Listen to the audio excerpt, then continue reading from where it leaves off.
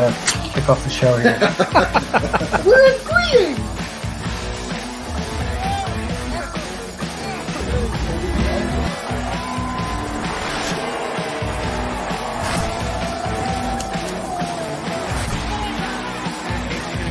Something cleaned up.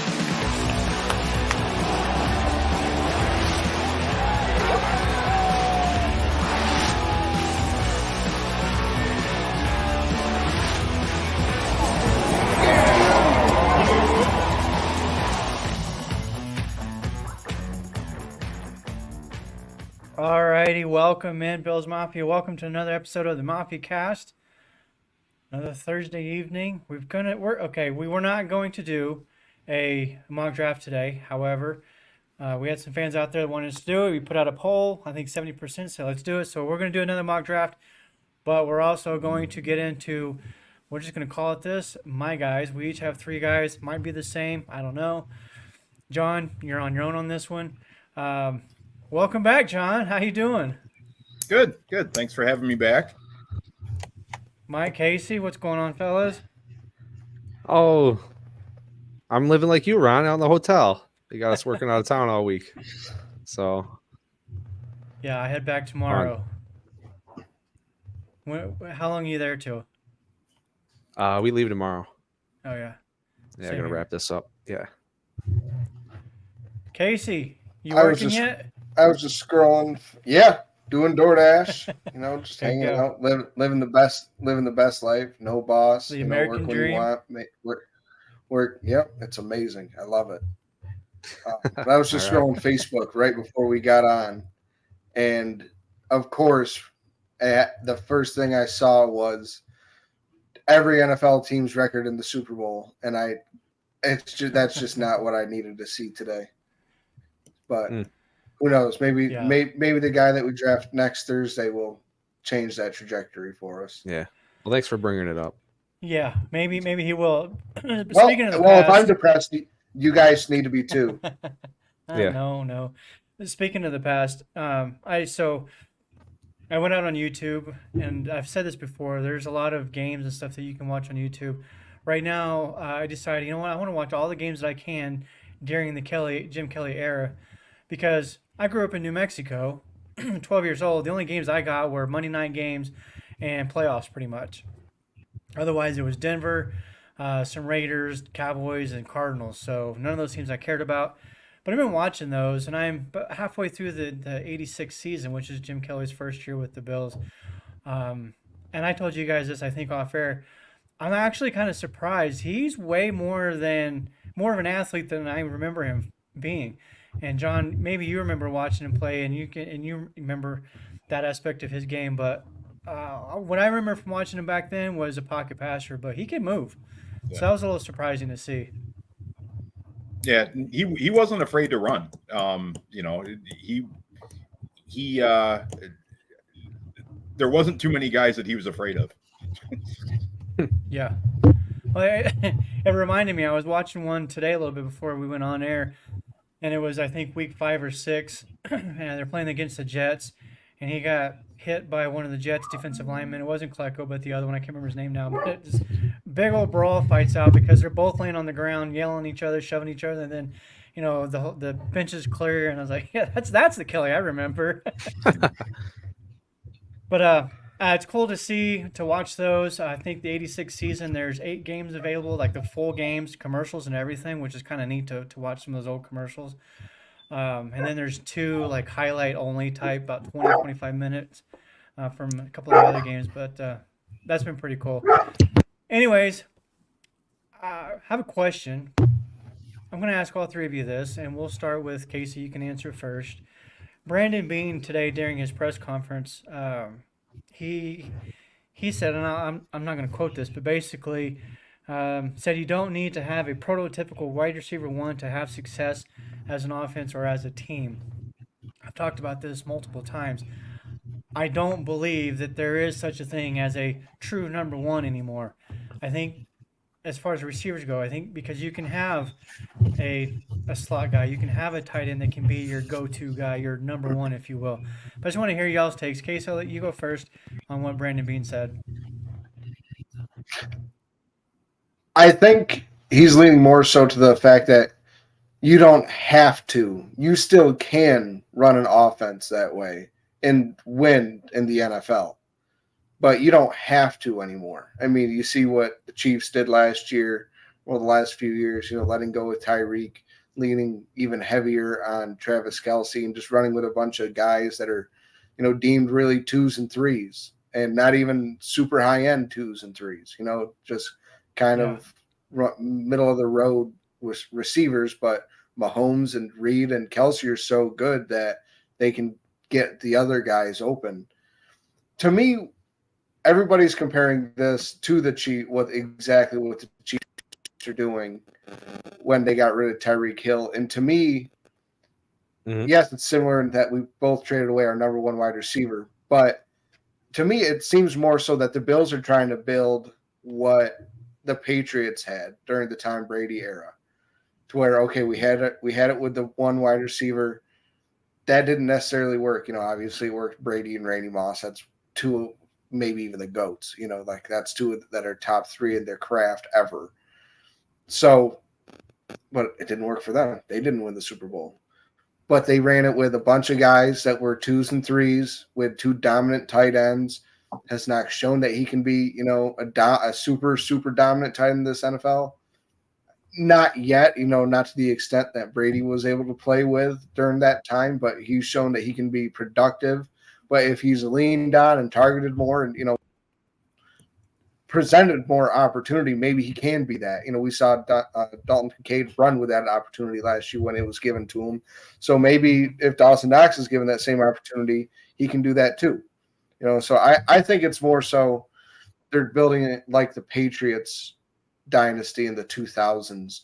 But yeah, I agree with Brandon B. You don't have to do it with this guy's a slot, this guy's an X, this guy's our other boundary H wide receiver. You can do it multiple ways now, and especially when you have a quarterback as good as what we have in Buffalo. Yeah. Yeah. I mean, I like to see that. The more, you can mix it up. Like you said, you're not just set in your position. And, Ronnie's been saying I talk about getting a tall, more physical wide receiver. I still kind of am on board with that. Ronnie, you don't care. You can take a 4 or 5 short, fast guys and, get open, catch the ball, and that's all you need to do. So, yeah, I agree. It's like this new age of football, I guess, or, I don't want to call it that, but that's like the time period we're in the league is, you don't need a wide receiver one. You got enough talented guys that have the speed, that have the skills, and you're going to scheme them up to your game plan. And hey, if it works, it works. If it don't, it don't. Yeah. What do you think, John? Yeah, no, and Casey kind of touched on it too a little bit, that in the last 15 years, New England's number one wide receiver was Gronk. Mahomes' number one wide receiver is Kelce. Yeah. You don't have to have that wide receiver one. You can go through and I think that might be what Bean's doing. They could definitely do that with Kincaid. And then, you put Knox in and, Shorter and Shakir and, maybe draft a guy, you could still have a solid, potent offense that can get you all the way to the Super Bowl. Yeah, I agree. And I've mentioned Khalil Shakir a few times about being that go-to guy, that number one target guy for the Bills and Josh Allen. I think Allen obviously showed some trust in Shakir last year, but watching those old Bills games kind of reminded me one of the greatest receivers the Bills have ever had, Andre Reed, played primarily out of the slot. He was the guy on that offense as far as the passing game goes.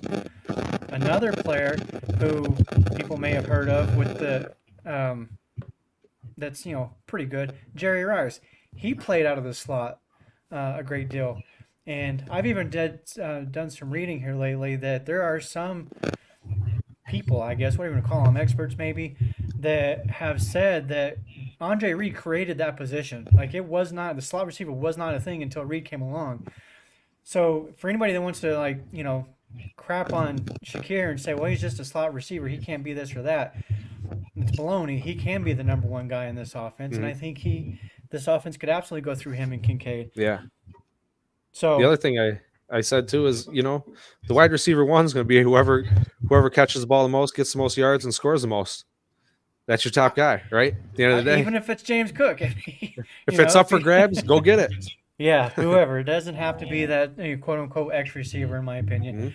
Let's get Well, into we this did draft. see, to Mike, real quick, Go to ahead. Mike's point, we did see when Joe Brady was in Carolina, who was their number one wide receiver, even with DJ Moore and Curtis Samuel on the field. It was Christian McCaffrey.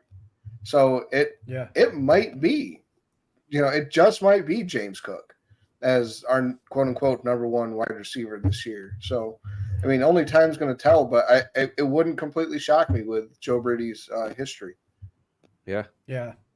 I like what John Roberts said here. I heard Shakir will play outside some, and when he does, Kincaid will be in the slot.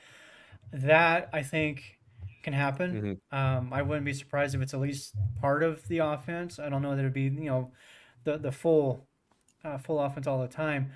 But Shakir can play on the outside, at least at the college level he did, because he was primarily an outside guy for Boise State. And I know it's not the SEC and all that, but he did what he had to do against the competition that he was up against, and that was dominate. He was really, really good against the competition as an outside receiver. Can he do it in the NFL? We haven't seen it yet. I think he's comfortable in that role, but I think we will see some of that this year, though. All right. Well, actually, before we get into the draft, I know that there might be some people watching, waiting to see who is going to win this Andre Reed jersey. Since we brought up the name, I think this is the perfect segue. So, Mike, take it away. Well, there you see it. John has it right in his hands. Signed Andre Reed jersey. So everyone that is following Facebook pages, you've seen the post, you've commented if you're entered, and got all the names here in a wheel. And again, this is we appreciate everyone watching, tuning in every week. We like this, giving back. We appreciate John coming on board, helping us out, and providing this kind of stuff, making this a cool thing. So, yeah, we got this wheel here. I'm going to give her a spin. We're going to see who wins. And go. There it goes. There it is. Come on, big money, no whammy. I hope I'm not the only one that knows that, where that's from. Diane Phillips, congratulations. You have won. That was very anticlimactic, Mike. It was. You got to put some energy into that. I was waiting for someone else to do it. Diane Phillips, you are the winner. Woo! You're the winner. I don't like having my own segment on the show. All right. So, yeah, Diane, Phillips, congrats. Yeah, thanks for tuning in. Somebody will be in watching. touch with you, and we'll get that out to you as soon as we can. That's awesome. Yeah. So stay tuned for the next one. Typically, to get into these, you got to comment wherever the post is. We know that obviously we have a lot of people that are following both John's Game On Sports Facebook page as well as our own. And if you're already following those, you got to be do the commenting on the post part of it in order to get entered into the drawings, and we'll do more. So those are a lot of fun and exciting. All right, let's get into this little draft of ours that we're gonna do, and before we get to our first pick, we just want to say, John, thank you for sponsoring the show, and we're gonna throw this out there for you.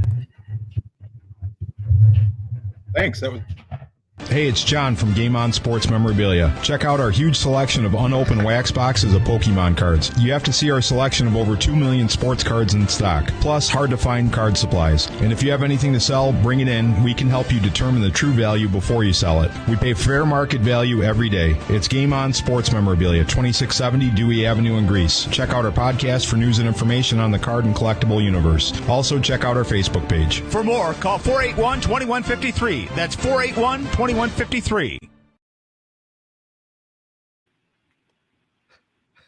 we got that was click happy. yeah.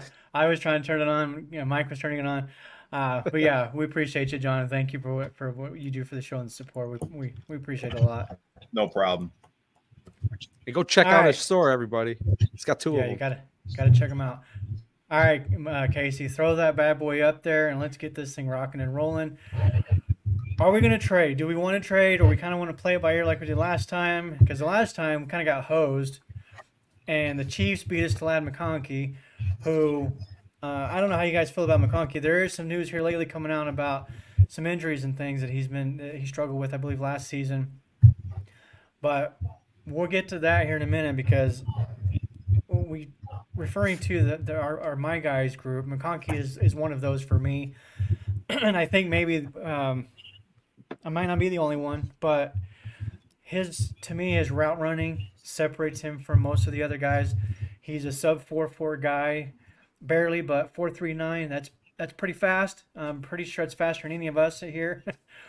But I don't know. I have a feeling about him, and that's kind of leads me back to that whole notion that the prototypical X receiver or number one receiver I don't think is that big a deal, maybe like it used to be. But what do we want to do? Do we want to try to trade here, or no?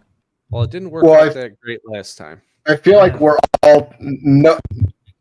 I feel like none of us here are team trade up. So I think we just kind of let it play out and we see where these wide receivers start to fall. And if one of them gets within, let's say to 20, 19 to 20, then we can talk about, I can pause and we can consider trading up. Okay. That's my opinion. I agree. So we're going to keep it slow. Yeah. Slow Yeah, and steady. it's going to go race, slow. Right? All right, here we go.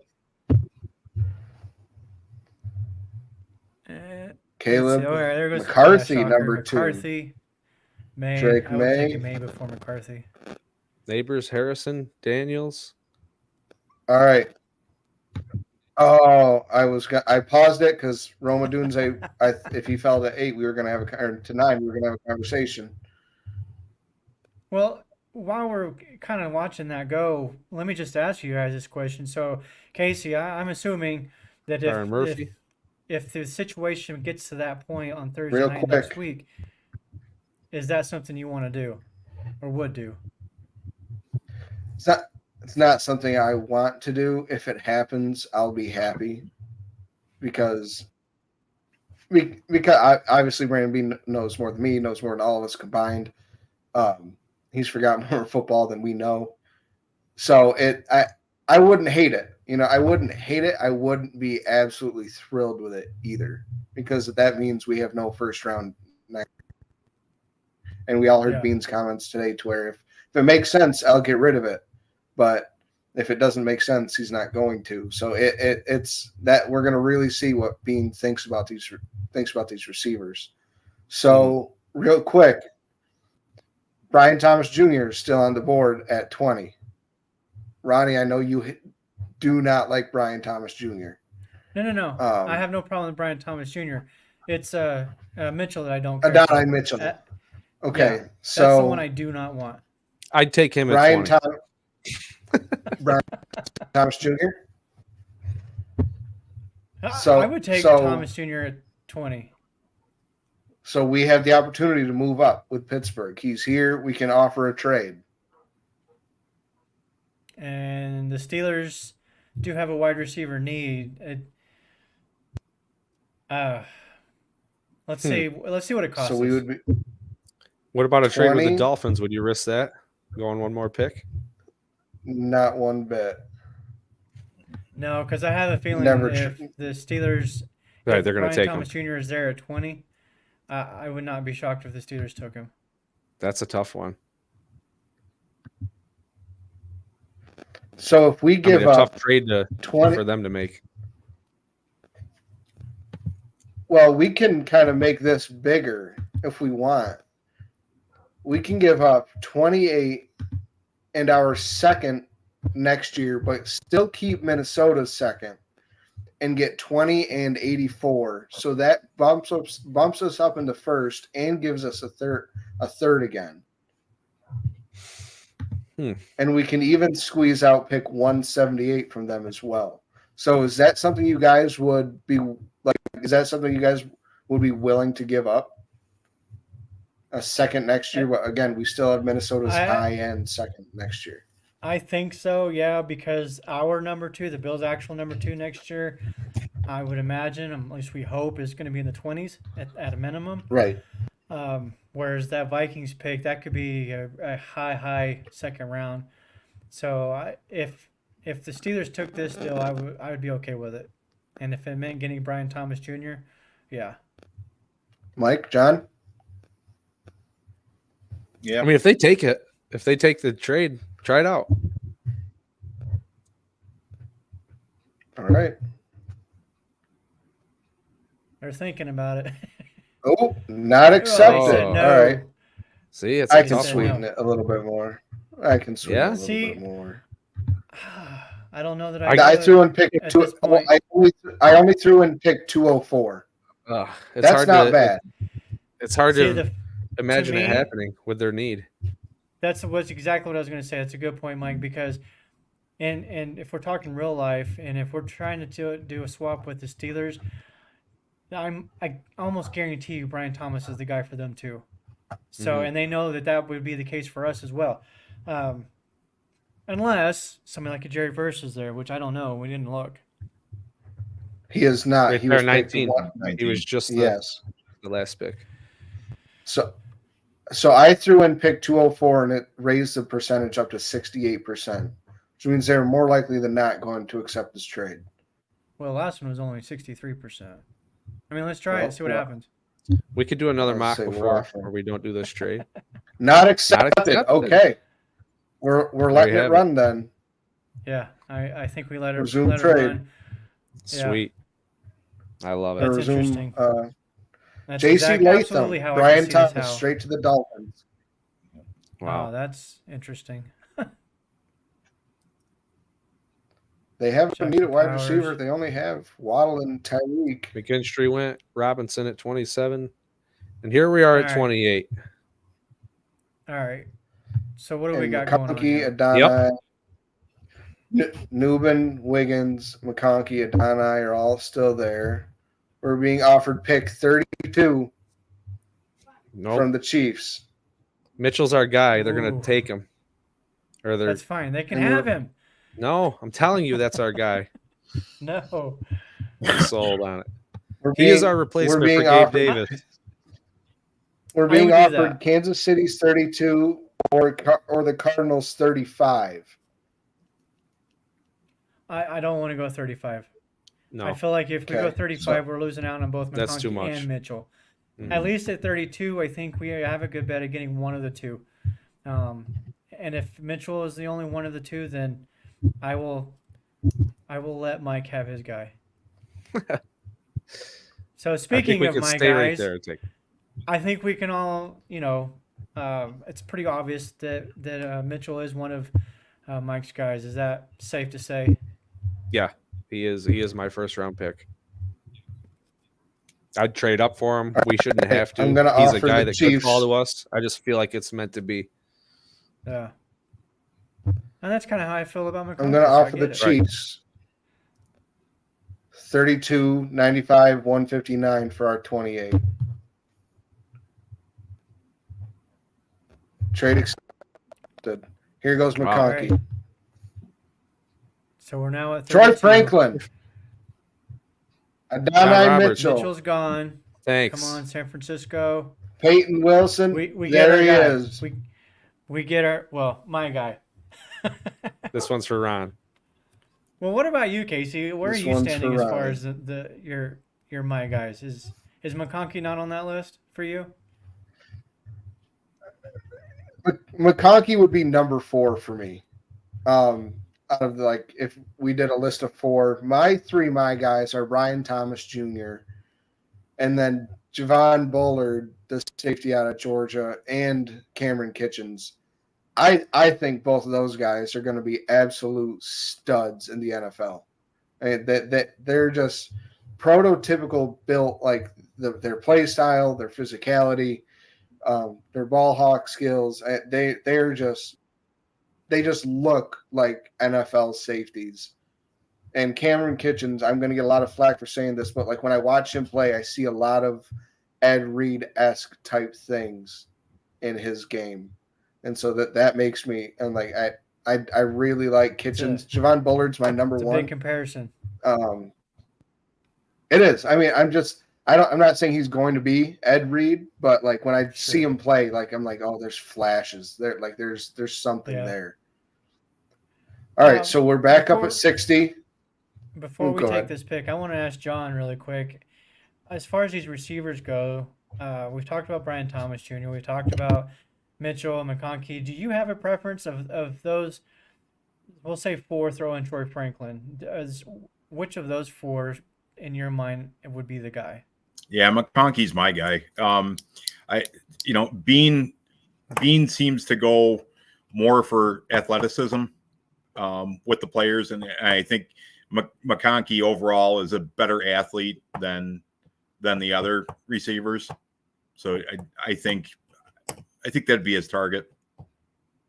Yeah, I believe his what do they call it? This something athletic score, the RAS. I can't remember what the R stands for now, but I believe he came in like at a 9.4, something like that, out of 10, which is exceptional.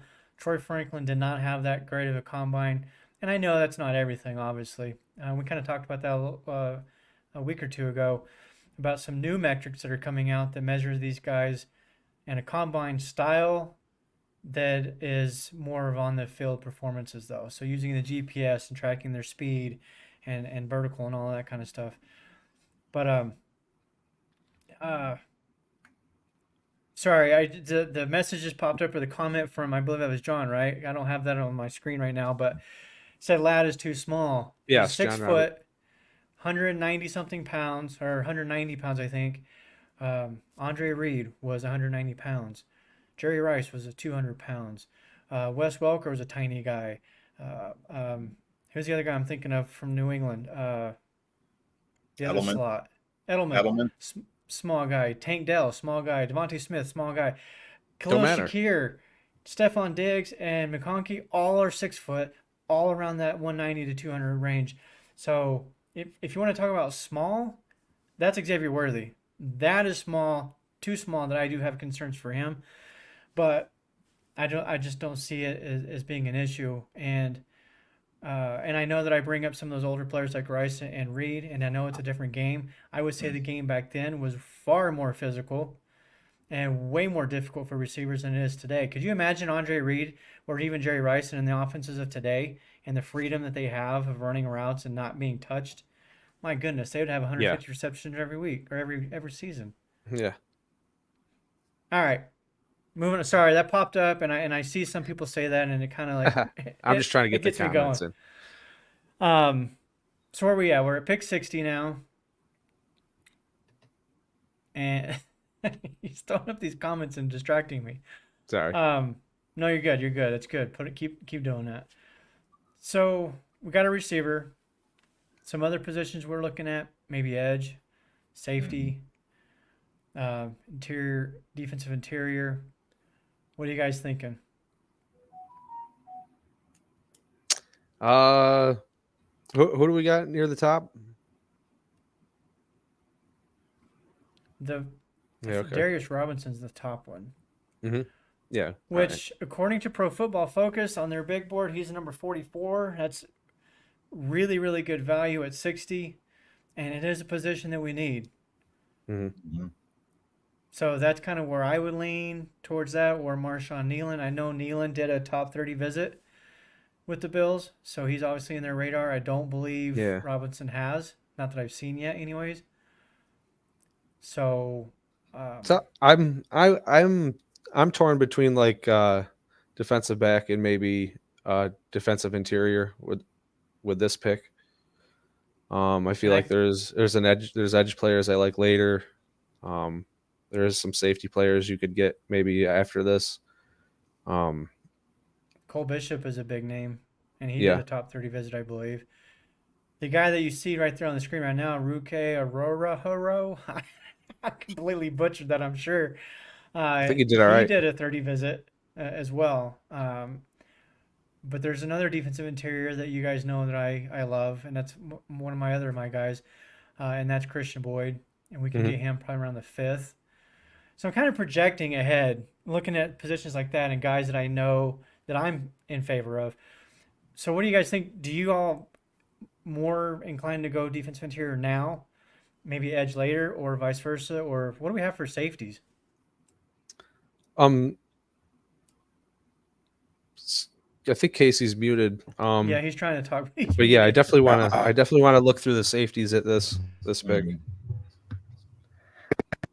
Couldn't figure out why you guys weren't listening to me. Now I get it. I didn't want to anyway. So I would prefer Horo if we were to pick right Very here good. between Nealand and Robinson. Mhm. Like we were saying, there's still safety out there, but somebody like Cam Kitchens should be there right around. Oh, maybe not. He's a top safety right now, but it's a reach to get him. But there's still guys like Kalen Bullock and Dadrian Taylor Demerson, Sion Viaki, Tyke Smith, another safety that I really like, who can play in the nickel and back up. Correct. So I think we wait on safety, to be honest. So I think it's between Horo and Nealand. And personally, I would prefer Horo over Nealand right now. And I would go with Robinson. Really? See, Yeah. Robinson reminds me. He's more, from what I've read up and learned on. He reminds me a lot of Groot. Really good run defender, but lacks in the pass rushing game. But like an absolute monster, but he's got another one of those monster ceiling kind of guys. So I just felt like it would be kind of redundant getting him. It basically be another Groot, in my opinion. Well, we're hoping that Groot takes that next step though too, and not be just a run defender. And maybe he will, maybe he won't. I don't know. Purely value wise, Robinson's obviously the better pick there. I'm fine either way though, Nealand or Robinson, but I do want to go edge. John, what do you think? I'd go Robinson. Michael, I'm stuck on safety here. I'm outvoted. So Robinson, but I'm fine with the. I'm fine with Robinson. It is. All right, either or. All right. Our show's supposed to be 35 to 40 minutes. We're at 32. Yeah, we make the rules. Over. I'm going to speed up the. Yeah, because at this point, I think we won't be pulling any more trades out. Where are we at? Once we go to like 95 round is the 5, next 6, I'm not that deep with the. Yes, 95. You know what I mean? It gets a little more difficult for me the further we go. Yeah, it's hard to know all of these guys. guys. Braylon Trice. Braylon Trice, yeah, he was a good one. What the heck happened? Right, Come on. We're one pick away. Why do you have to do this now? Pause it and offer him a trade. I think it's a sign. All right, now resume draft. There we go. Come on. No. You can do it. You got to trade them. Our guys right here at 94. I don't want to offer you guys a trade. They're like, come on. Force that trade. Force it. Oh, my God. We might have to transition out. Well, while we wait we on might that, have to. That's interesting. I guess there's a whole bunch of people trying to do trades right now on Pro Football Focus. It's locking it up. All right, so awesome. Yeah, while we're waiting on that, see if maybe if it goes through. Maybe you just have to throw a trade in there and force something. But just put it in the background for now. See if it undoes it. Another guy that I am kind of looking at later on in the draft. It's another receiver, and it's Luke McCaffrey. Number one, just the name alone, the bloodlines alone is why I want him. But he's also 6'2", around 200 pounds, so he kind of addresses that a little bit of that height need that people are talking about. And another comment about the receiver, and yeah, so kind of getting back to what people are talking about here is the height thing. Again, I don't think it's that big of an issue.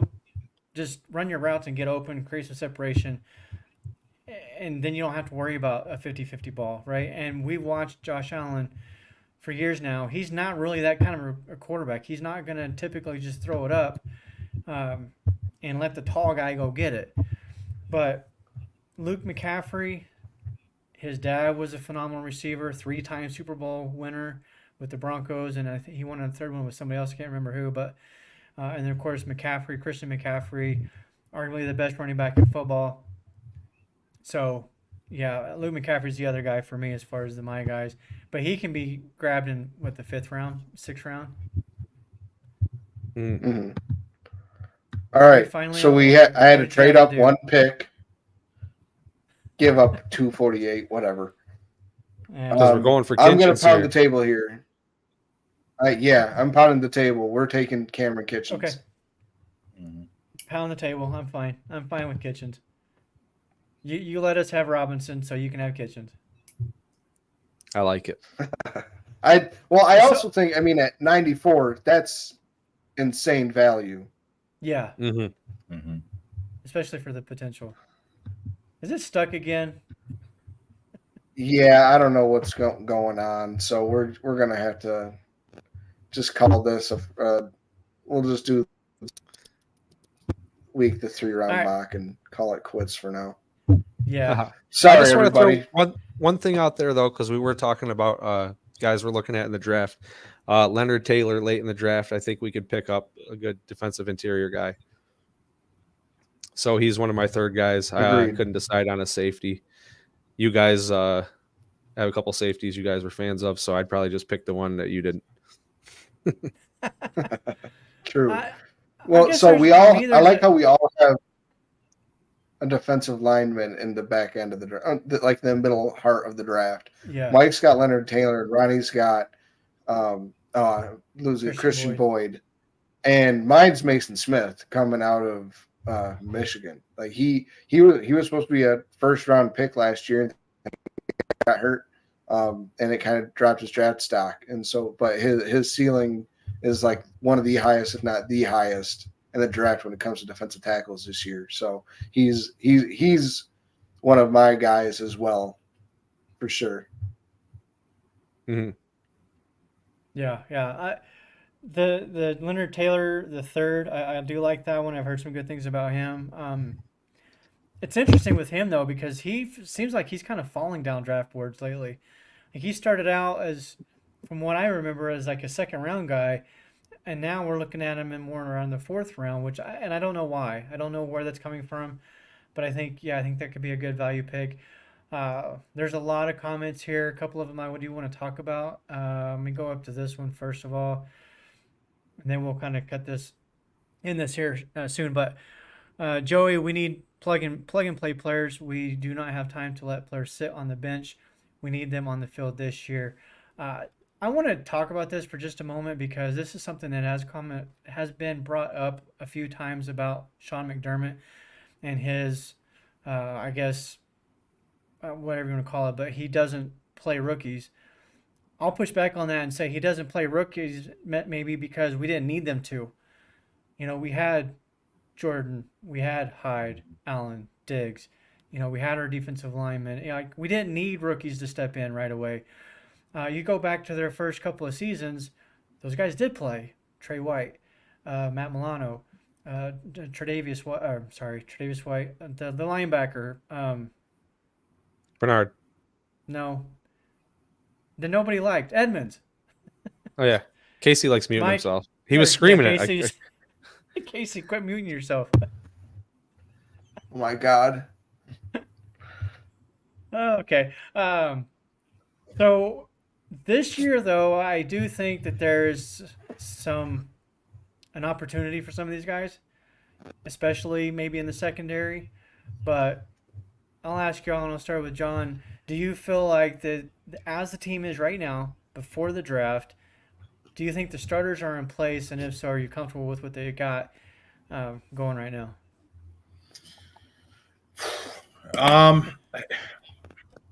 Not overly comfortable.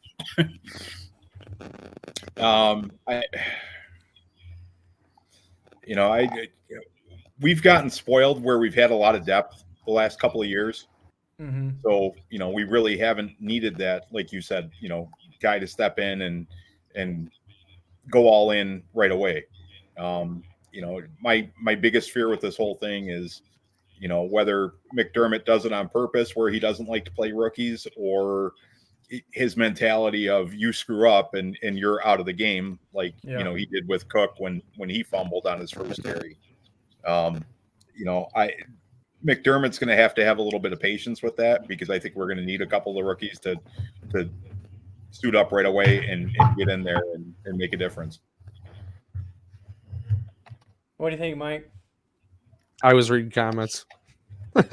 Sorry. No, you're good. All right, Casey. What do you think?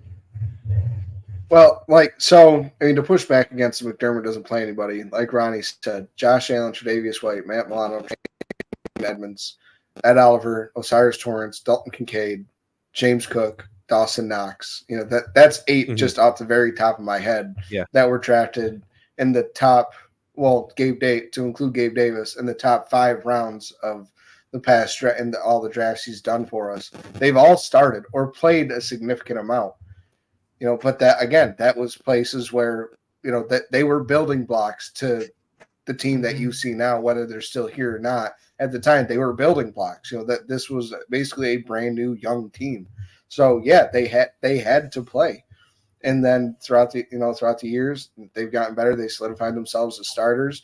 And like Ronnie said, we didn't draft for starters. We drafted for future starters that had the higher ceilings, that could learn behind all these guys that are earning Pro Bowls and all pro caliber titles.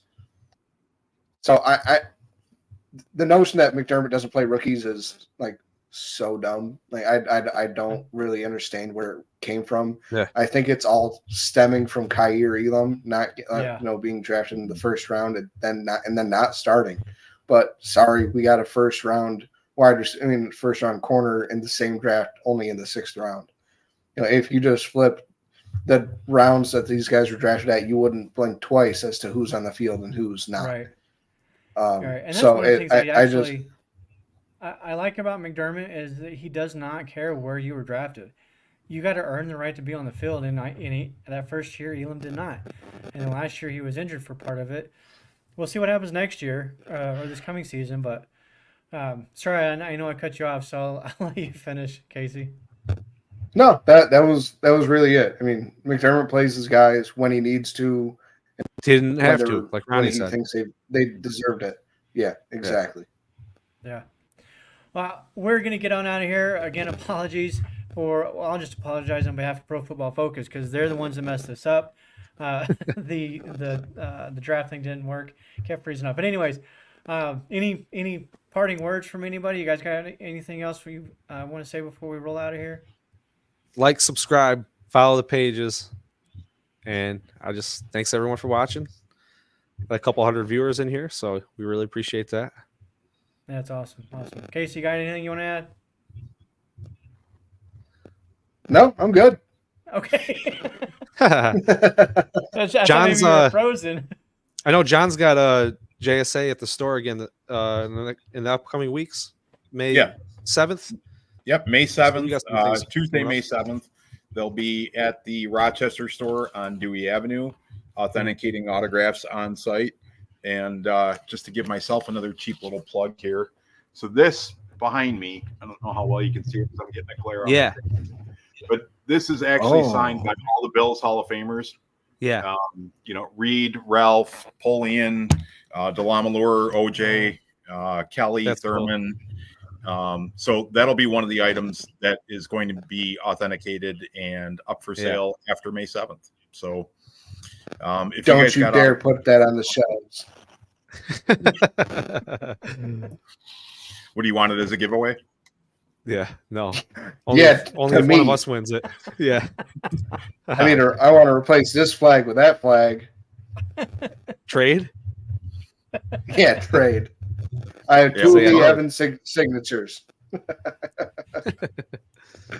Really cool stuff, though. Yeah. Another cool piece at John's store. And lastly, I just want to shout out to all the viewers. Like Mike said, over 200 live viewers in here. Joey, he commented he didn't agree with all our draft picks, which is totally fine.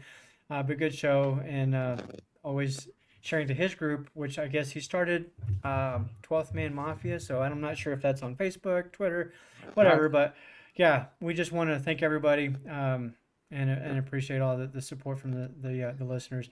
And with that, we're going to get on out of here. Next week is the draft, but we'll be back Monday night, 7 o'clock, same time, 7 o'clock Eastern time, and we'll try this mock draft thing one more time and see how that goes. So we're going to get on out of here. You guys have a good night and go Bills. You too. Go Bills. Go Bills. Go Bills. Tell your friends.